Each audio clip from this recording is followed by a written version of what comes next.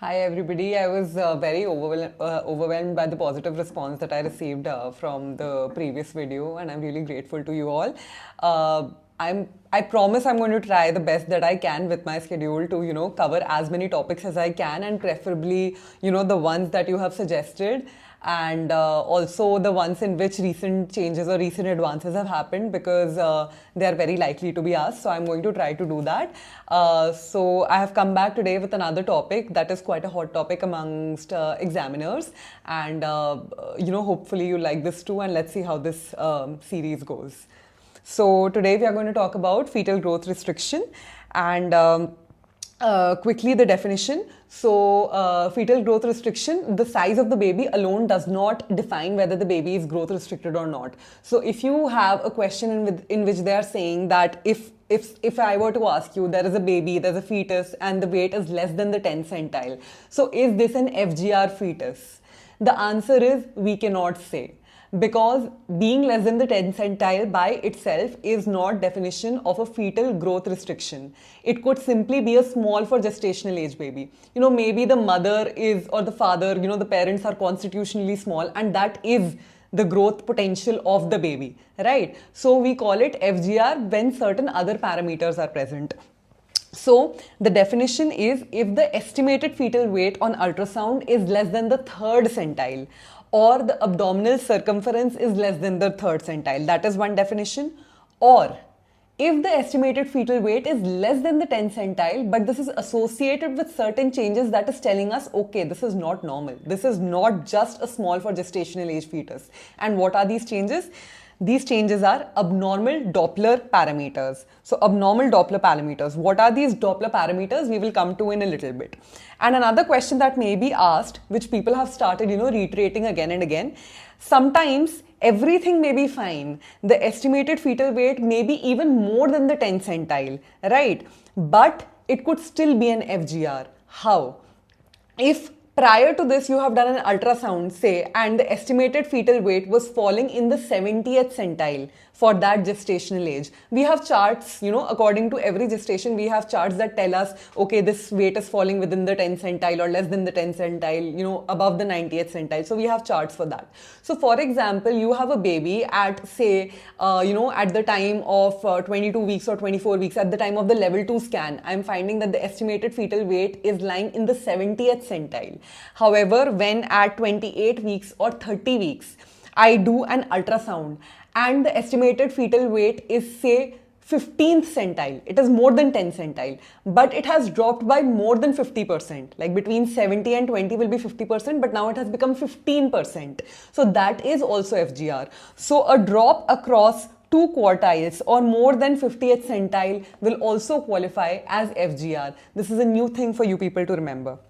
Now coming to the pathophysiology, whenever you think of FGR, the gross pathophysiology will be placental insufficiency, right? So placental insufficiency, as you will study during your hypertensive disorders in pregnancy class also, placental insufficiency, we know there is a wave of, trophoblastic invasion in the spiral arterioles. So if it does not take place well, the arteries that are going into the placenta remain very high resistance, and therefore less flow goes to the fetus, and this baby becomes FGR. So placental insufficiency is the basic pathophysiology.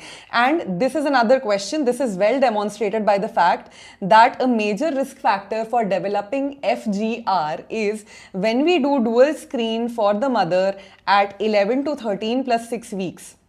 We are looking at 2 parameters, and we all know these are free beta HCG and PAP-A.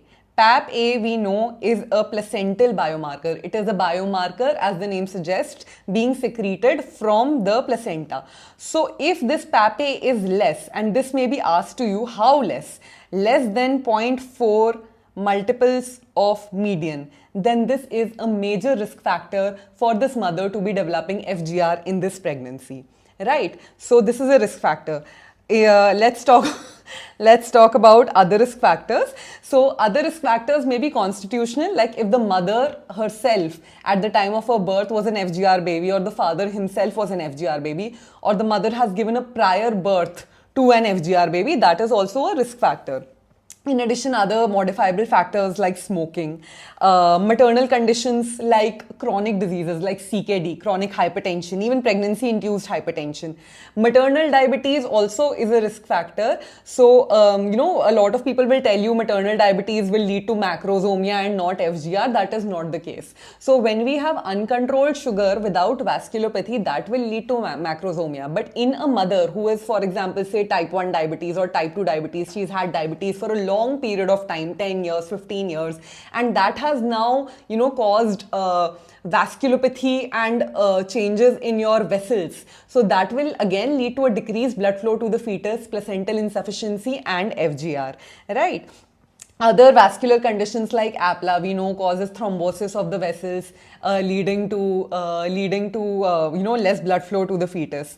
And intrauterine infections like TORCH are also a risk factor leading to early FGR. And another risk factor for early FGR, these two are risk factors for early FGR, is if the baby has some gross congenital anomaly or the karyotype is abnormal, right? So how do we reach the diagnosis? So the diagnosis, we have both the clinical diagnosis and we have the ultrasound diagnosis. Obviously, we are going for the ultrasound diagnosis, but in case a question is asked to you, during your clinics or even in your MCQ, that when will we say on per abdomen examination this is an FGR, there has to be a lag of at least 4 weeks between whatever the gestational age is and what you're finding on your per abdominal examination. So if I have checked the dates of this patient and the dating of this patient is correct, and she is, for example, say 32 weeks, but when I'm doing my per abdominal examination, I find it to be only 28 weeks, then clinically this patient is FGR. And clinically, if I have this doubt of FGR, the next step that I will do is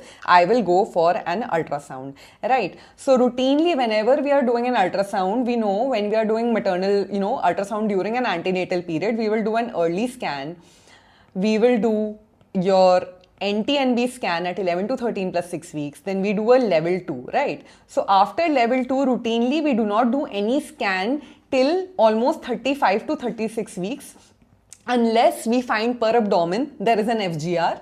You have a clinical suspicion of an FGR clinically, or the risk factors that I have already described above, like hypertension, diabetes, APLA, right? All these are present, which may lead to the possibility of an FGR. And in that case, we do an earlier scan at around 32 weeks, right?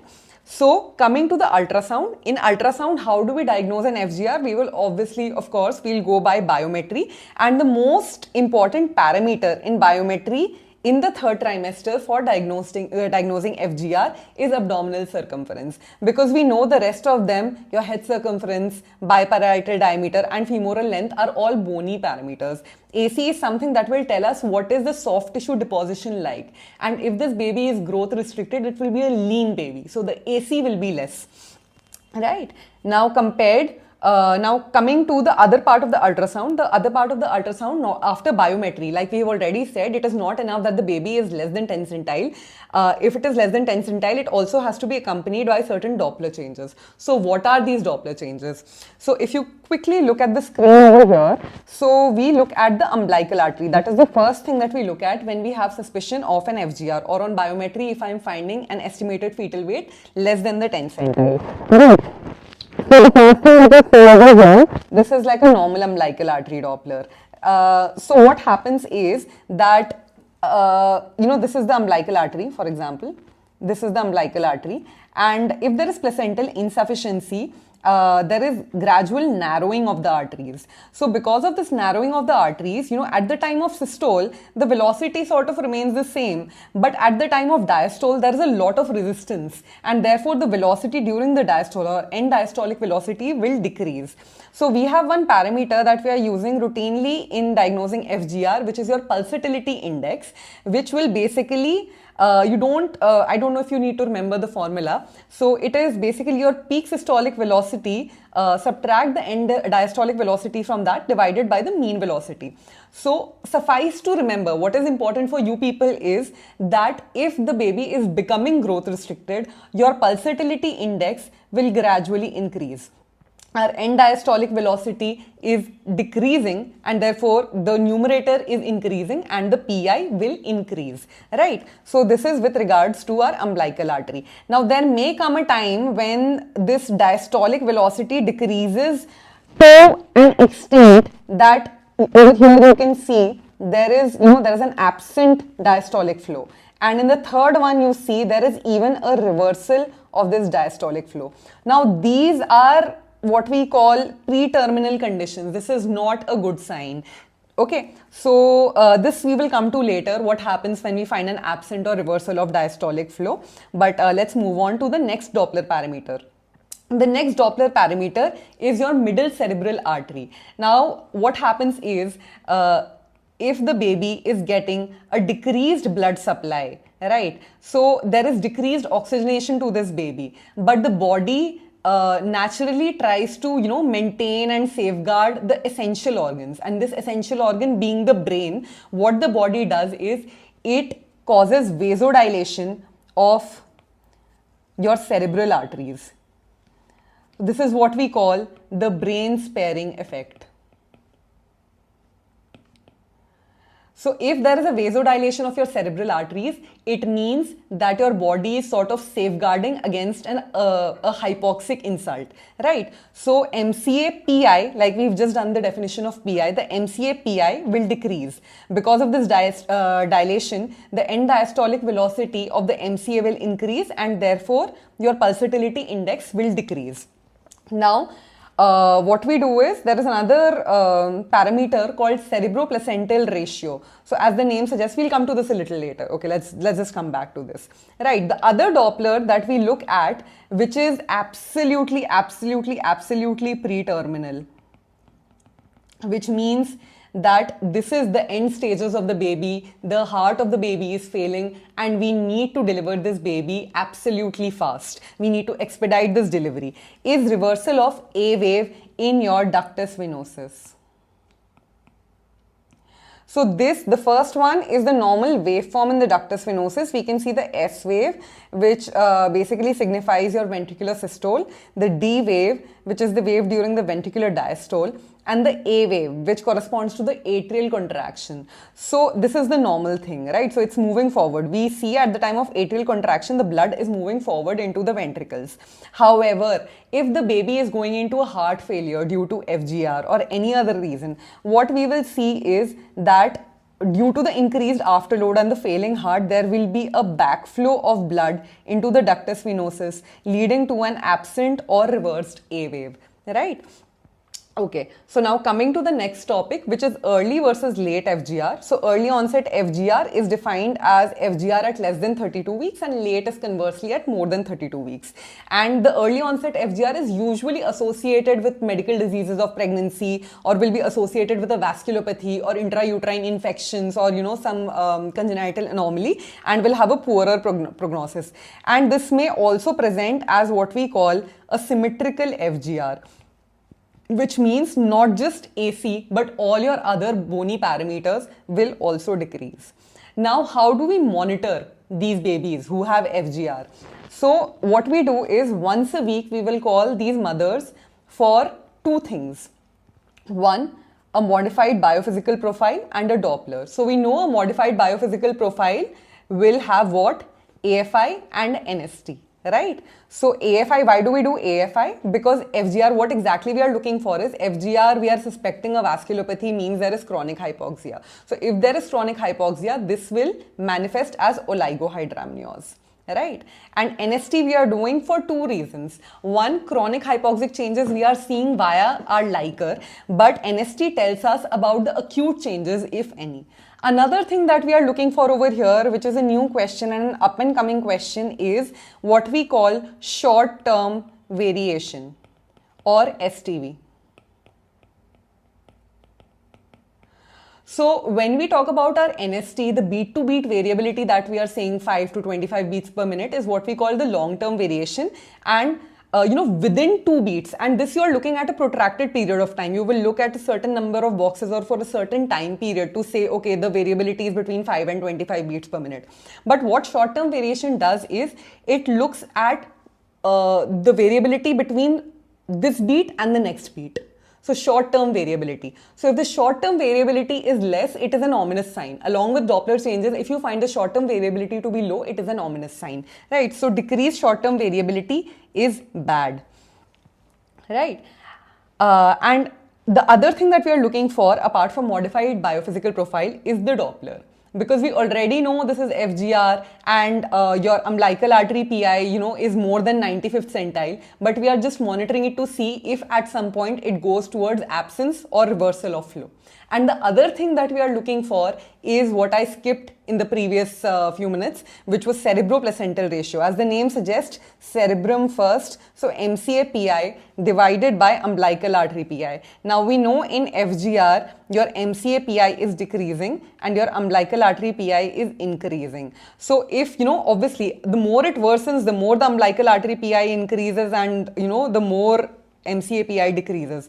So there comes a point when this becomes less than 1 and that is bad for us. Or MCA PI less than the 5th centile or less than 1 is bad for us. Now coming to the management. So when do we deliver this baby? That is the main question. When do we deliver? So we deliver this FGR baby between 37 to 38 weeks, right? And what is our mode of delivery? Mode of delivery, if this baby has normal Dopplers, normal NST, by normal Dopplers, I mean no absence or reversal of flow. Obviously, it is increased because it is FGR. But if, there is no absence or reversal of end diastolic flow, then we can very well go for, according to the obstetric indication, we can go for induction. There is no necessity for a cesarean section, right? And that is the mode of delivery. And the other thing is we can use this CPR, cerebroplacental ratio that we talked about. We can use that to guide between this 37 and 38 weeks, how much do I need to expedite this delivery? Can I wait till 38 or the moment it reaches 37 or 37 plus 1, do I need to terminate this pregnancy? So if your CPR is more than 1, you can very well wait till about 38. But if it is less than 1, it means it is a bad FGR. You will anyway wait till 37 weeks, but you will try to deliver more towards 37 than towards 38. Okay, this is one simple condition where, late onset FGR, you will mostly find they will come with this scenario. But if it is an early onset FGR where, this patient may land up in an AEDF or REDF, then what do we do? Anytime if the baby, the baby develops AEDF, we will deliver at 34 weeks. So if she comes at 35 weeks for the first time and we find AEDF, deliver. If we find at 33 weeks, NST is fine. At 33 weeks, she has AEDF, then we can go for daily or once in 2 or 3 days monitoring and then deliver at 34 weeks after your steroid cover. However, if we have REDF, we will do it even sooner by 2 weeks. So we will deliver at any time after 32 weeks, right? Needless to say, if at any of this time, even if it is at, say, for example, 30 weeks, and your NST is poor, or your modified biophysical is poor, or you have A-wave reversal in DV, you have to terminate ASAP. That goes without saying. So like I said, A-wave reversal in DV is a pre-terminal event and this requires you to expedite the delivery right after steroid cover and neuroprotection. That's it for FGR. Thank you.